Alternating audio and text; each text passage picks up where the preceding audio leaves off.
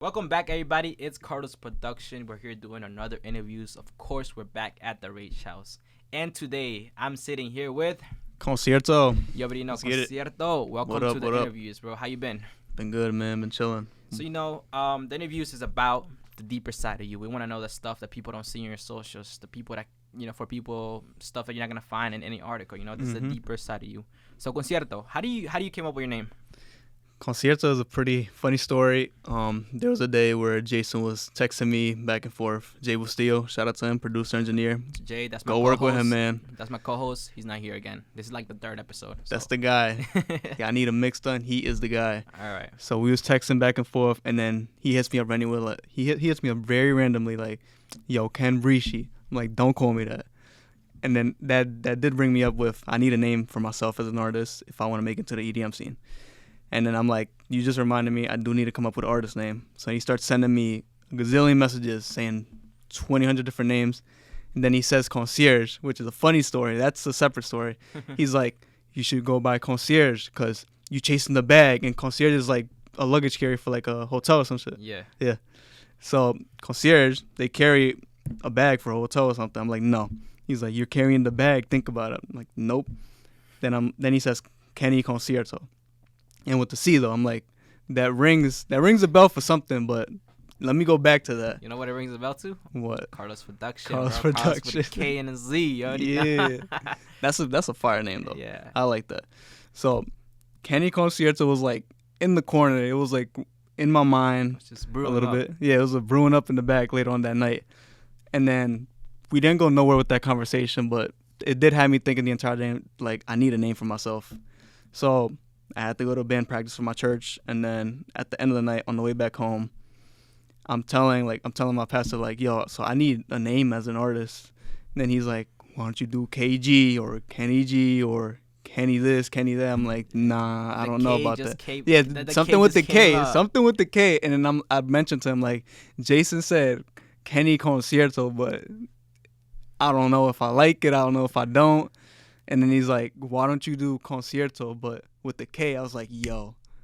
I'm like, yo, yeah. Nah, that had me thinking the entire night, though.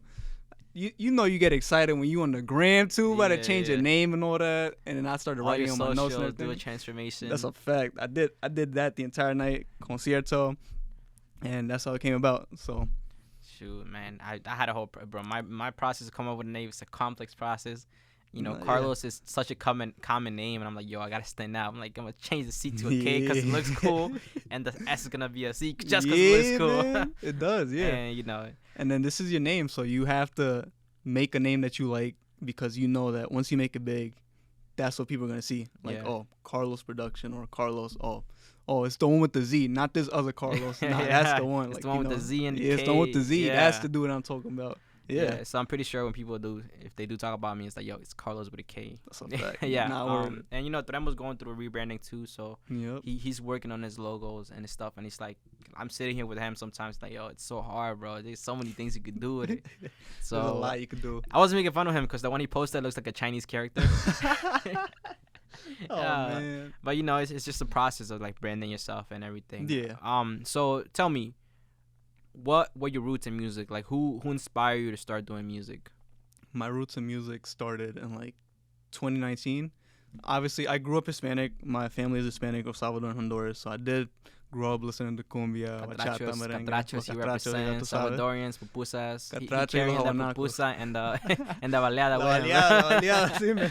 Yeah. Yeah, so I grew up listening to all that, rancheras, what else, like corridos, all that stuff, and then reggaeton, and I liked that, but I never decided to like play music or make music until 2019 in church.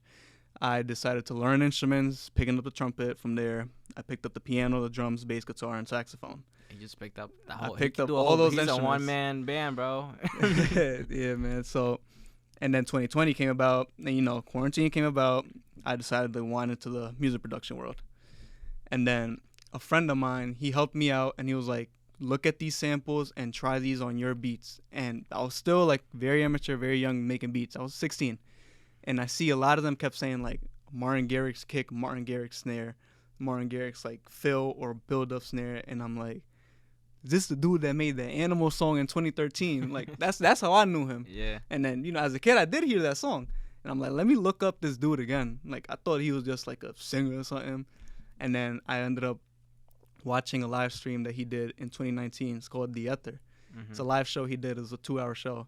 And I sat there, watched the entire thing in that setting. And then that's what sparked the entire thing. I was like, I want to do that. Like, so that's the moment you realize, that's the moment I was like, I want to take this serious. I'm gonna be doing music. I don't know my name yet, but I'm gonna be doing music. Yep. Yeah, so that's crazy. I think I met you around 2019, right? Yeah, 2019. I met you before quarantine. Yeah, it was definitely before quarantine. And I was still young. I was DJing back then. I was trying to DJ. Yeah. DJ K, man. Yeah, and I was learning to produce. I was just really like young in music and the production and engineering. I think you called me up or no. Anthony. Yeah. Anthony called me up. You did a gig for us. For the church. And you guys had an open mic. I'm like, yo, open mic, artist, music, da-da-da. Man, brought the whole desk. And then I brought a whole big ass.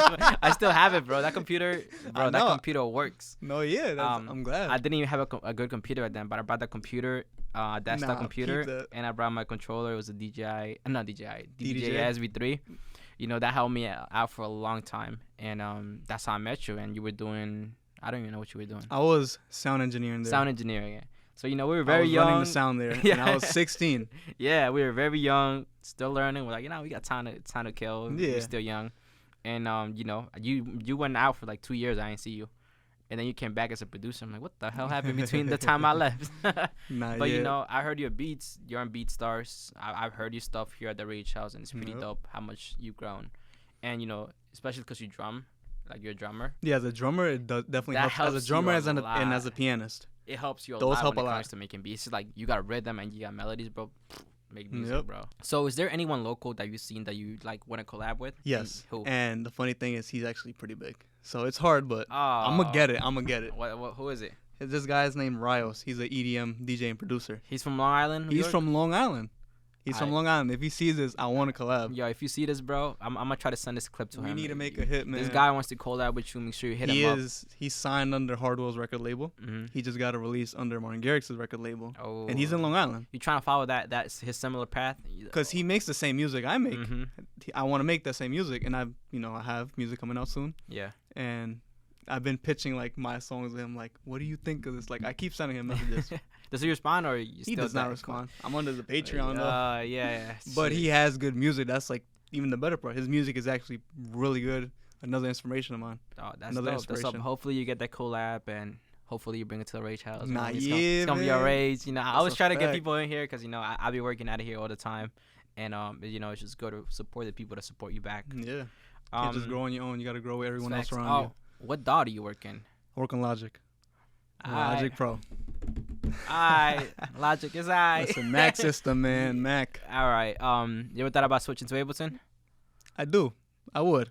I definitely would because as an artist, you have to be. Shoot, you have to work with others no matter what. I'm about to shoot you a license where you shoot me a license. Just shoot a license. You can start working on Ableton. When Jason hears this, he's been trying to pitch FL Studio for me for a long time. Nah, bro. Since I've been producing, he's like, FL is the way. Bro, for your genre, it is. Go Ableton. It is. This like I said, every DAW is specific to what it can do. So Pro Tools, recording vocals, live instrumentation, it's dope for that. Yeah. FL, if you like the modern music producer. And like the fast beats, the fast pace, that's hip hop. You're there. Yeah. For your genre, it's like sampling, so much other things, and it's really electronic. Ableton is the route to go if you wanna, transition from a Logic to a more professional DAW. Jason even was like, "What does Garrix use?" I'm like, "FL." He's like, "You doing it wrong." I'm like, "Come on, man!" Like, nah. I'm like, last time I heard you said my song was good. I'm not doing it wrong. I mean, as long as the music sounds good, I'll be honest, the DAW don't matter. He's gotta learn the techniques. But I'm definitely willing to learn all the other DAWs. Have to, man. Because it's not gonna bring you down. It'll benefit you no matter what. What does the future of Koncierto look like? The future of Koncierto? Playing at Tomorrowland one day. Playing at Ultra Miami. All those big places. Brooklyn Mirage. I can't wait for those days. And you know how in life, like, there's many times where you'll be feeling down or something like that. But in all those rough times and the rough times in life, like, I never have that doubt that I'm not going to make it. I never have that doubt where I'm like, I don't know if this is going to work out. Like, all those times where I'm feeling down or I'm feeling, like, unmotivated or something, there's never that thought in my mind where like I don't think this is gonna work out. Like I know 100% I'm making it. Nah, definitely, bro. Keep I am putting in the work. working, Keep putting in the work. consistency, You know. all that. And you are a do-it-yourself person, bro. You're not. I don't think I've seen you in like other big major studios working in there, but you know, sometimes what you have at home or what you're working at home, it's like that's you put so much time and energy into there. You don't even worry. Sometimes you get lost in that music. So a lot of my songs have been written on like private spaces, not even like studios, bro. Yeah. So I hopefully you make it, you know, big like that, and you're able to play in those big shows that you always wanted to play. And you look back and be like, yo, I did an interview with Carlos Production. Yeah, they gonna look back at this. Not just me, just for you also. Be like, yo, I did that interview. He was the first. He was the first dude back in 2019. We're gonna be looking back at 2030. Yeah. Like, yo, 2019, bro. 15 years ago, that guy was nothing. Now bro. we headlining a show. we was nothing together. Now he's doing nothing. something. Any studio that you want to work with, like, you know, that you looked out and maybe you work in or work with Here in New York here or in Long Island? Yeah, in New York or in Long anywhere. Island. Rage House, we in it. We in here already, bro. And then outside of my profile and my music, I'm willing to make reggaeton with some other artist or make hip hop with some other person. You know, reggaeton is, you know, that's the roots, man. What's the genre that you like doing the most when it comes to making your my music? own music? Mm-hmm. House music, dance music. We said reggaeton followed a close second. Reggaeton would be a second. Was that the first genre you started with? The first genre I started with was probably hip hop. Hip hop. Yeah, I do remember the first EDM beat I made, and it's gonna be on the album also. It's a whole rework though. Yeah. But it's funny how I look back at the 2021 version I made. It was the first EDM song I made compared to now, and I'm like, this is growth right here. It's embarrassing, but it's growth. Nah, you see, if you keep all that stuff, bro, you see growth. Yeah. Bro. I'm looking back at things from 2017. I'm like, yeah, I was doing that. Don't let nobody see that. When I'm big, I'm like, yo, this used to be me, bro. So don't. This is progress. That's progress. It's definitely progress. But yeah, reggaeton, hip hop. I winded up in the reggaeton at some point because, you know, who's on the top right now? Reggaeton, Bad Bunny, Anuel, all those people, and the producers behind that, Tiny. Oh yeah, Tiny's the big guy, man. That's the dude. He's been around since like forever. 01, 02, forever. Since I was born. Driving Mercedes since 16, man. Yeah, man. He was so young when he started, and he's still young right now. Where his story is really good though. Yeah, man. He's an inspiration to me as a producer. He's one of the producers I look up to. Definitely. What advice would you give someone that's trying to do what you're doing right now? Like someone that wants to follow your exact same steps. Any challenge that you face, any advice that you would give to overcome those challenges? You know, someone that's just starting out from the beginning. I'd say, don't let other people decide your dreams. Mm-hmm. Don't let other people decide what your dreams are, and don't think it's too late. And then just stay consistent, and don't think someone else is gonna do it for you. Like, this is all on yourself. You may get help here and there, but at the end of the day, you are your best judge for your own work. That's all I gotta say. What are the biggest challenges you face doing your type of music? My type of music, mixing. Mixing? You struggle with that? I've struggled. You know, mixing is always something. It's very diverse. Like, it'll always be different. There's never a specific way to mix. There's no concrete. There's no specific way. It's a creative choice too. Yeah, there's like, I have hip hop beats that could be like 20 tracks in the project, and then I got a typical EDM project that's like 90 tracks. Yeah. Like one of the songs on my album, it has like 98 tracks, and that took me a good minute to mix. How you computer holding on to that? Listen, M1, man. Oh, M1. M1 chip. M1 chip. You're good. Nah, anything. Yeah, 90 tracks is crazy. But when it comes to like, what I've heard a lot in a lot of YouTube videos is just, when YouTube, and then even from you or from Jason, is, you know, making space for your synths, making space for your drums and all that, EQing, and just spacing it out. And then obviously, like, try not to overload the entire project. Let me ask you something. Would you trust somebody else to mix your music? Because EDM is a genre that's like, the person that produces it has to kind of mix it, because that touch has to be in there. Yeah. So like, dance music. Yeah. Would you trust somebody else to mix that music or no? If they make what I make and they like what I like, and like this is something they listen to consistently, I would give it a shot. All right. Because like with Tremo, yeah. Yeah, because I feel like for you and Tremo have like chemistry, no weird shit. But like, you guys have a chemistry because he does similar styles of music. You know, he mixes his own stuff, and so I feel like he's the perfect guy to mix your music if you're not at that level yet. And, you know, this takes work. Engineering takes work. and you're going to school for learning this recording and engineering, right? So Yep. hopefully by the end of that school, you could like have a more concrete idea how to do this stuff. Even though the best way to learn though is just hands-on doing it every day with Yeah. other people's tracks, your own tracks. That's how you get better at it. But mixing, it's really at the crossroads of technology and like creativity, Yeah. where like you're using technology to make your creative ideas come true. There is not a specific way to doing it, There's never no rule to it. but there is specific techniques you can use to achieve, that creative choice that you want to do. An engineer, I saw this engineer from a church. He said, "You want to learn the rules first before you break the rules Mm-hmm. when it comes to like mixing Yeah. or mastering." And I'm like, that's a pretty good thing. You want to learn how to use something first, and then try to see and tweak it your own way. You know what's the most important? Do you know what the most important plugin is?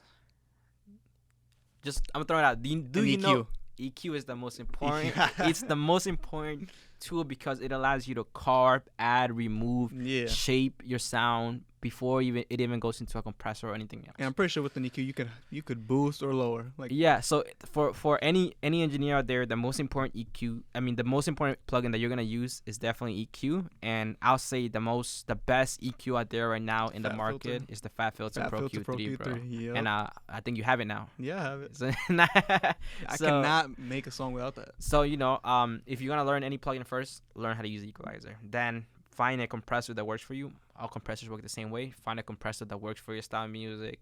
Then move on to reverb. Do you know what the best reverb is? For EDM, everyone says it's Valhalla Room. Valhalla? Room. You know what? For other genres, it ranges. I'm gonna say it's probably is for your genre, but one of the best reverbs out there is Seventh Heaven. Seventh Heaven. I haven't heard of Seventh that. Heaven. So plugins, they're made differently. Yeah. And they sound different for a reason. So the algorithms that are used to make these plugins shape the sound. Well, Valhalla reverb is a convolution reverb, so it's made on mathematical equations based on like real room acoustics, Yeah, and that's what gives it. Crazy thing, man. That's what gives it the nice sound that makes you feel like you're in a room, bro. I was showing this guy how Seventh Heaven works. He's like, yo, I feel like I'm in there, bro. If I would have slapped this dry ass drum in that room, it would sound exactly like that. And that's one thing you want to achieve with this adding reverb to like any instrument is to make it feel like you're in a specific room. Yeah. Valhalla, I feel like when you throw reverb on that, it's like you're not exactly in a room. It gives you reverb, but it's more like it's like the space doesn't exist, but it still sounds good. Yeah. It's more like you're in a different space. It wouldn't be like a real life. Yeah. And all that. Yeah. So and then there's plate reverb, which is emulated from actual metal plates. So there's different types of reverbs for different types of purposes. So you just have to really learn how they're made, why they're made, or what they emulate. Yeah. And then you could decide, they were using this type of reverb and this type Learn of the thing. rules before you break them. Yeah. Always reading articles. I think I've sent you guys an article You website have. before. Yeah. So bro, in there there's just about everything you want to learn about music, and it's free knowledge. People write articles about these type of subjects all the time. So it's always expand your growth, learn about the tools, how they're made, why they're made, and then start mixing. No, yeah. Jason said the other day, he was, and it's a pretty It's a pretty crazy conversation. It's crazy how these people, these engineers or whoever's behind these plugins, specifically reverb or delays, like these effect plugins, like how they make it. Like, how do you get this certain sound to do this with reverb? So then I come over here with my laptop and put a pluck sound, and then it does this type of reverb. Yeah. Like, really think about that. How do you make it be a hall or a church hall or a hallway? And let me tell you, that's why convolution reverbs are the best ones, because they sound like a hallway, because the algorithm they use, they sampling the reflections of walls. They spill out, they spill out a frequency for whatever frequency they use. They spill it out. The device knows when it's sent out, and then it measures how long it takes for it to come back from this direction, that direction, this direction. And and if you have a hall, you spill out a sound and it travels that way, and it takes 5 seconds to come back. It's far. Yeah. If you spill it from here, it takes 2 seconds to come back. It's close. So it's based on real mathematical data, and that's what makes it sound so That's good. a pretty crazy thing. So if you're looking for more reverbs, just research how they're made, why they're made. Seventh Heaven. Seventh Heaven, bro. I pitch it to everybody that I've seen with like Seventh Heaven. the best delay? I haven't found one that I think it's dope. I use H delay right now. H delay. I just bought H delay. A lot of people use H delay. I used it because I've seen just everybody use it. But honestly, I didn't pick it up because I said, this is the best delay, because I've researched and really looked into it. Sonic Scoop. I think Sonic Scoop. No, Sonic Liquid Sonics. They have a lot of like. Sonics. They have a lot of like the best plugins. I gotta look at one of their delays and really compare. You ever delays. heard of Comeback Kid? No. I don't know how much that plugin is, but I think I've got it for free based off Stuff you audio buy. tools. Yeah. Audio tool blogs. No.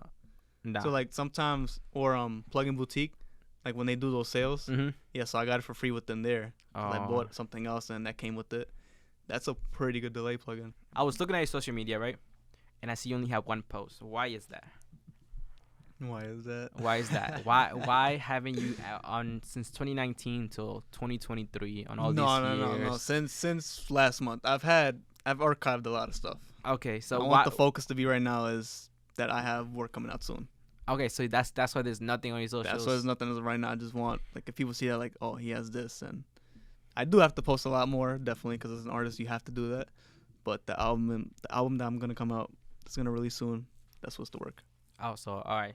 So I'm like, yo, why is this dude only got one post? I just had like 8-9 posts there like a couple of days ago. I just archived them all like Sunday. Took them out? No, they're archived. Not deleted. No. But I have like 12 reels, I think though. Are you big in content when it comes to like say when you're making music? Do you record yourself, like film yourself making this music or no? That I haven't. I should be. I did do it a couple of days ago with DJing, like practicing DJing. Like I always record myself doing that, see what I like, see what I have to work on, all that type of stuff. And then as soon when I have my own space to do it at, and when it looks professional, then yeah. Okay, yeah, I would because post. Content nowadays is very, very important. That's the reason I do these podcasts because I have to have content for myself. I like you're gonna have content for this podcast now. So if you want, you can clip these videos and just pull them out, put them on whatever social media you want. But sometimes we get lost on like making content that we forget the reason why we're making it. So don't lose sight of making music just to make content. You know, always music first, camera, let it roll, and then worry about editing it later. That is a fire quote. Yeah. That is a good quote. Yo. And like me as an artist, I'm always filming. Like I do video. I'm everywhere. Nah, you do a lot, bro. I'm everywhere. You are inspirational. So like when I'm recording myself, I put my laptop down, set the camera, let it hit record, and then I work. I forget that it's there. When it like starts beeping at the battery, that is a good way to do it too, though. Just so you don't pick up the phone randomly in between you're making music or something and start scrolling on the gram. Yeah. Starts going on Twitter or something. And I mute everything. Like I get no calls. I take my Apple Watch off because I do not want to be disturbed while I'm in the process of making stuff. And I just lock myself out from the world, just in the studio.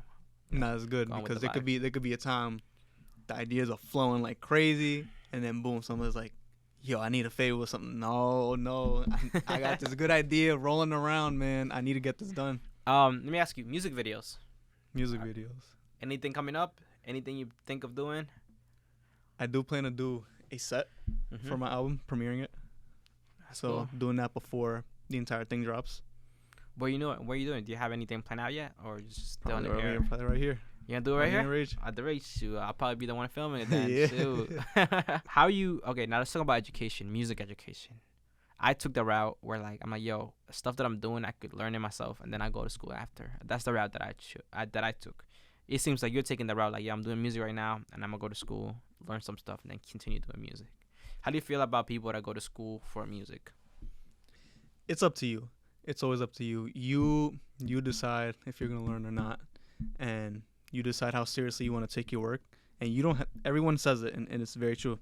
It's up to you if you want to go to school or not for it. We have Reddit, we have YouTube, we have people. Think about it back then. What if there wasn't any education for music, any YouTube for music? They still found a way to do it. There are artists that did not go to school for it, that did not have YouTube for it or Google or anything, and they still found a way and they made it big. I don't know those artists, but I do remember some that probably have them on Spotify. All right. But there's always a way to do it if you're really serious for it and if you're really passionate about it. So you're like, if you want to go to school for music, go for it. Yeah. Learn things. I went to school for music after I spent years self-teaching myself.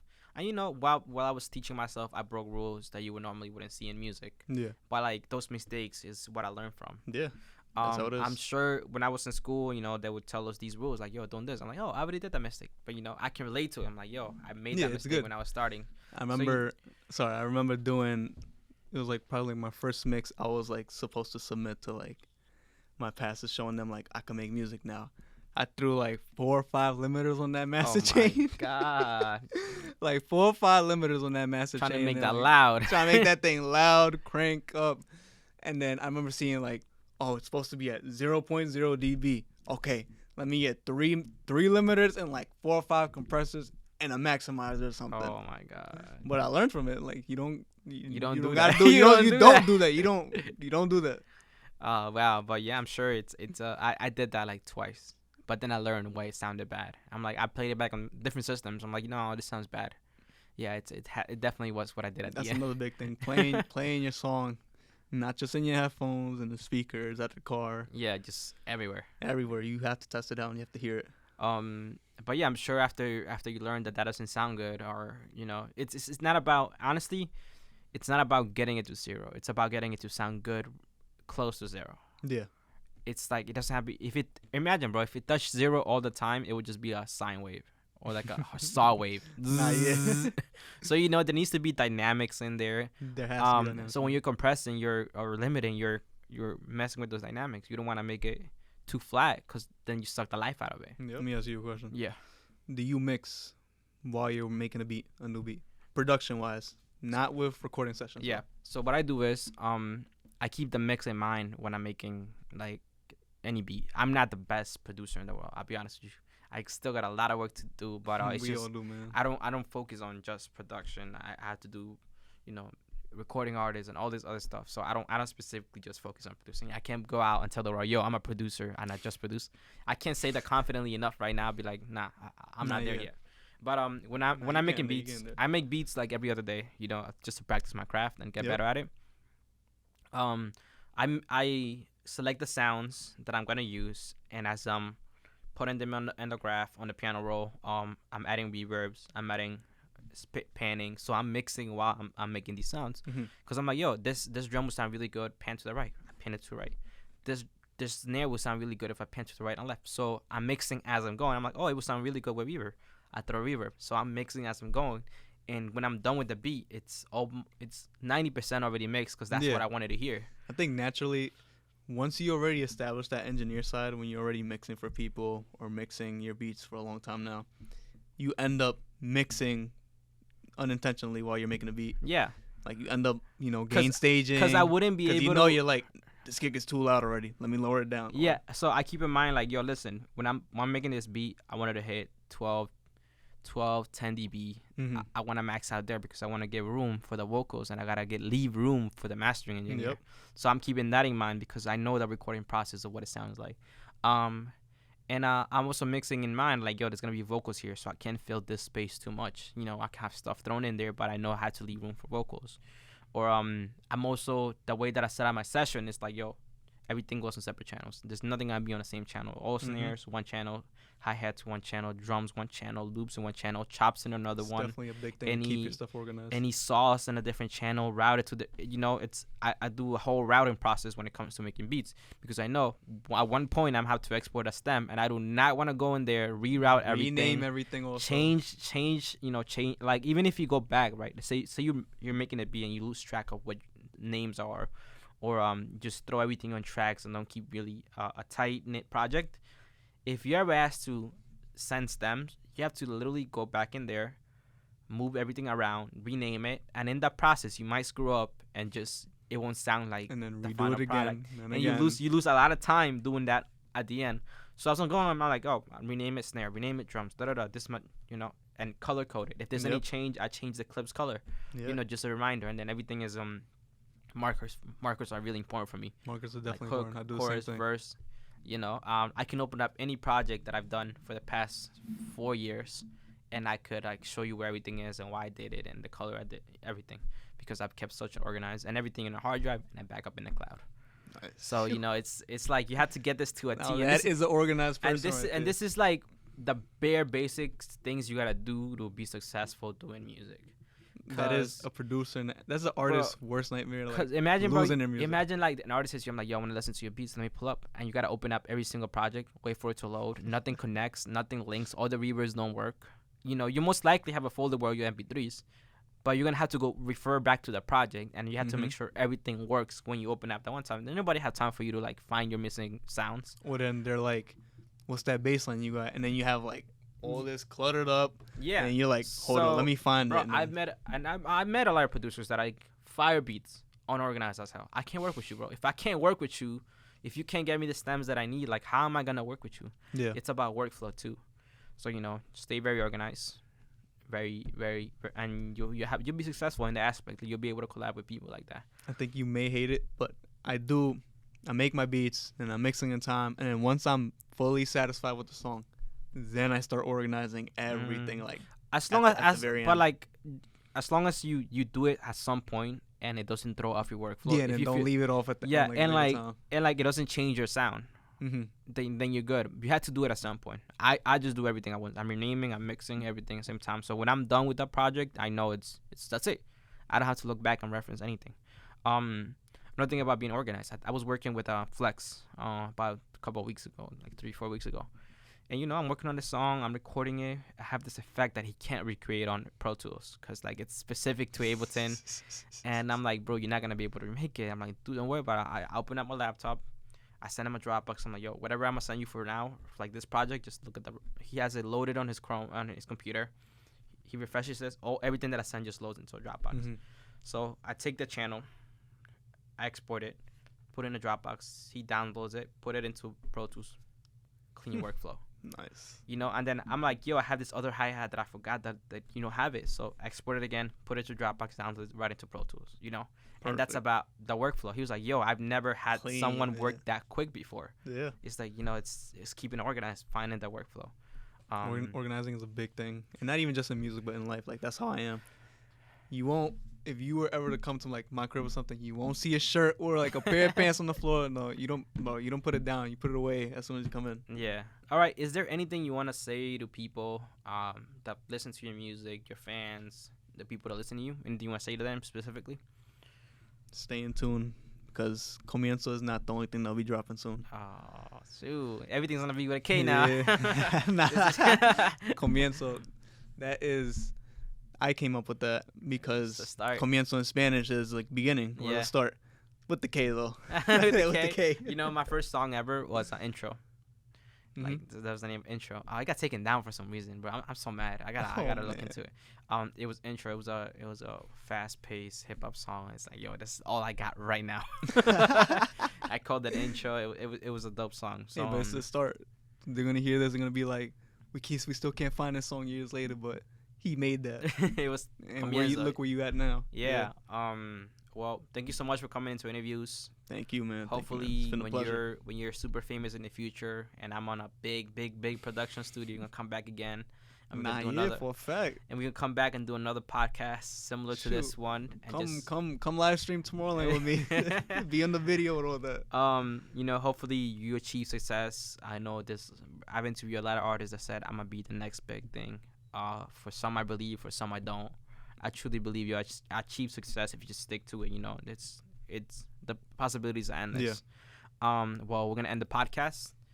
Thank you everybody for listening, for watching. I am Carlos Production, and once again, this Concierto. has been another interviews episode. If you guys know someone that's worthy of an interview, don't be afraid to hit me up. I say it on every single podcast. I say it the exact same way, bro. Don't be scared to hit me up, bro. I'm just another person in Long Island trying to make cool content. Anyone that's worthy, artists, entrepreneurs, creators. I love those type of people. Brands. If you want to send me a shirt, if you want to send me a hat, this is Phoenix Audio Rentals, by the way. I wear it, bro. And if you want content, I'll do it for you. There's no problem with it. Just make sure you hit me up on my socials. I'm open to anything. Pause. All right, guys. Thank you so much. Until next time. Let's catch ya. This has been Koncierto Music. Yes, sir.